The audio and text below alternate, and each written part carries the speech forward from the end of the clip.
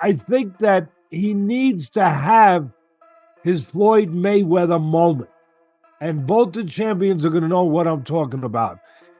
That moment that he had with Diego Corrales, where he went and took him apart. And Floyd, some people were saying the same thing a little bit, not as much, but a little bit about Floyd. He's a defensive fighter, he doesn't take chances, you can't hit him, all those kind of things. And then he goes in there with Diego Corrales, who good puncher, good fighter, champion, tremendous. And he takes him apart. We are just weeks away from January 31st, 2026, and the tension at Madison Square Garden is already reaching a boiling point. Usually when two elite fighters meet, the conversation is about power versus speed. But for Shakur Stevenson versus TeofimoLopez, the narrative has shifted to something far more mysterious. We aren't just watching a fight. We are watching a collision between the Matrix and what legendary trainer Teddy Atlas calls neon talents. While the odds makers are playing it safe, the experts are predicting chaos. Is Shakur's defense truly impenetrable? Or does Teofimo possess the one unteachable quality that can shatter the perfect game plan? Teofimo has those it factors, those special qualities, those explosive skills, those neon talents that I often talk about, that you either have them or you don't have them. Where, whether you want to call it the quick twitch, muscles, fibers, whatever you want to call it, but he has those kind of explosive abilities.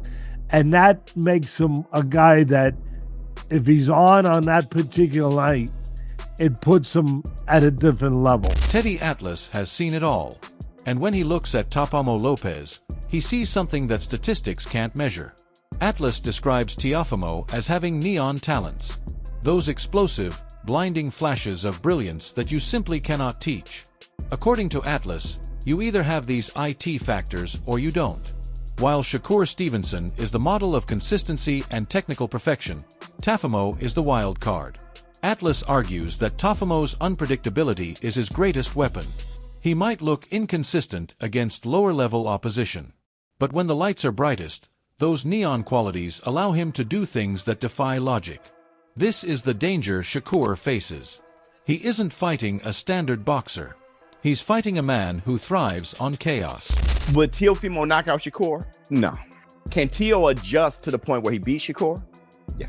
You don't see how? Shakur hates slick and economic boxers. So does Teo.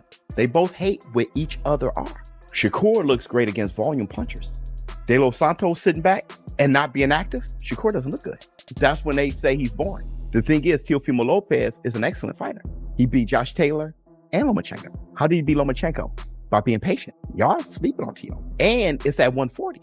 Now, the thing what's wrong with Teo is Teo also looks good as a counter puncher when you are a volume puncher too. Another thing is Teo looks very great when he's dialed in. He fights more athletic than Shakur. Shakur fights far more technically sound, and he's a more gifted fighter skill-wise. I'm leaning towards Shakur, but Teo can win. While Atlas focuses on the X Factor, Hall of Fame trainer Abel Sanchez has dropped a prediction that has the boxing world scratching its heads. He doesn't see a knockout, and he doesn't even see a clear winner. Sanchez is predicting a draw. Shakur's a great talent, and Teofimo looked great in his last fight. Of course, he didn't have Shakur in front of him, but I think that for Shakur, he has to keep the fight at his distance. If he does that, I think it's a win for him. Teofimo, he's more, he wants to draw you in, he wants to counter punch. He's gonna have to be a different guy this time. He's gonna have to attack. He's gonna have to be leading the fight, or else it's gonna be a boring fight. I don't think it'll be a boring fight, but if he sits back and waits for Shakur's gonna wait for him, then it's not gonna be exciting. But I think Teofimo will attack. I think Teofimo has to attack. I think Teofimo has to do what Zepeda did, except for Teofimo's a lot more talented than Zepeda was. So I think that I honestly, I see a draw. I don't know why I see a draw, but I just see them both having great rounds and giving us the kind of fight that I think the public is looking for. His logic is ruthless. For Teofimo to win, he must be the aggressor and take risks. For Shakur to win, he must maintain distance and fight a disciplined, perhaps boring fight. Sanchez believes these two opposing forces might perfectly cancel each other out, resulting in a tactical stalemate where both men have moments of brilliance, but neither can fully impose their will. A draw in a legacy fight like this would be controversial, but given the styles, it's a terrifyingly realistic possibility. I think it's really that time for him to really take his first loss and, me whoop his ass to the point where either he quits on the stool or I knock him out. How I see this fight being played out is with me pretty much setting that momentum for the people out there as well. Not really trying to force for it. However, I can't be too technical with Shakur. You got to make it a little ugly. You got to make it a little ugly. If you try to be too technical with Shakur, it could be too long of a weighted chess match. Certain people don't want to see that. They don't want to see pop shots. You know what I mean? They want to see good action. I have yet to see, and I think you could attest with me, I don't think we have seen Shakur face anyone higher than who he's going to face next. And that's of me. So, I definitely, commend him at least for stepping up to the plate. But I think it's time. I think it's really that time for him to really take his first loss and, me whoop his ass to the point where either he quits on the stool or I knock him out. You really believe, because everyone will say, oh man, Shakur is probably one of the best defensive fighters in the game. You really believe you can stop Shakur Stevenson? The physical battle is one thing, but the psychological war has already been won or lost, depending on who you ask. The animosity turned personal when Teofimo threatened to make Shakur quit on the stool. Shakur's response was immediate and chilling. He posted a message revealing he had canceled his Thanksgiving plans entirely, refusing to celebrate or relax. No Thanksgiving for me this year. We are working today. This level of sacrifice shows a fighter who is locked in. However, Lamont Roach raises a brutal point about Teofimo's mental state. He argues that Lopez is mentally unequipped for a draining 12-round chess match. Roach predicts that if Teofimo can't land the big shot early, he will get frustrated, sloppy, and eventually picked apart by the surgeon that is Shakur Stevenson. He a little cuckoo too, like he has like a little mental lapses every once in a while. So who do you think wins that fight between him and Teofimo if they fight? I think Shakur wins. And I don't think it's going to be like a super tough fight either. His IQ will frustrate him. Don't you think Teo has also good ring IQ and also is slick, fast? I think explosive? So, but when you look at Teo's performances against guys that are just pure boxers, it's just like he almost lost to Sandor Martin. Some people thought he lost to Sandor Martin. He did beat Loma, who's arguably at the time considered one of the best in the world. He did, and that was a hell of a performance too. A hell of a performance too. So yeah, I mean, I think he's hit or miss. You got to think he got stuff. He a little cuckoo too. Like he has like a little mental lapses every once in a while. Look at the Kambosos fight. Like that's a fight that people would never expect Kambosos to win. And he won a grueling match against him as well.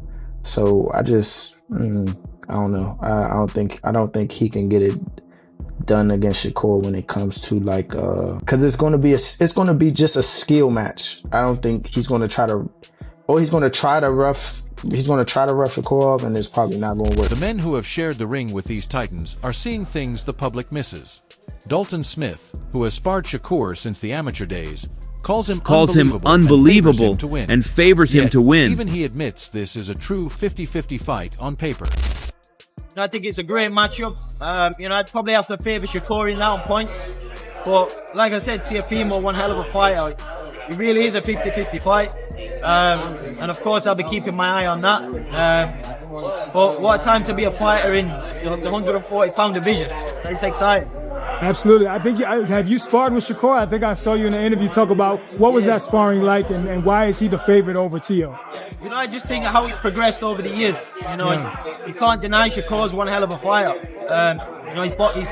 He's a boxer. I don't think he's the biggest puncher, but his boxing and IQ and skills is a great fighter. And obviously, I remember Shakur from back in the junior days.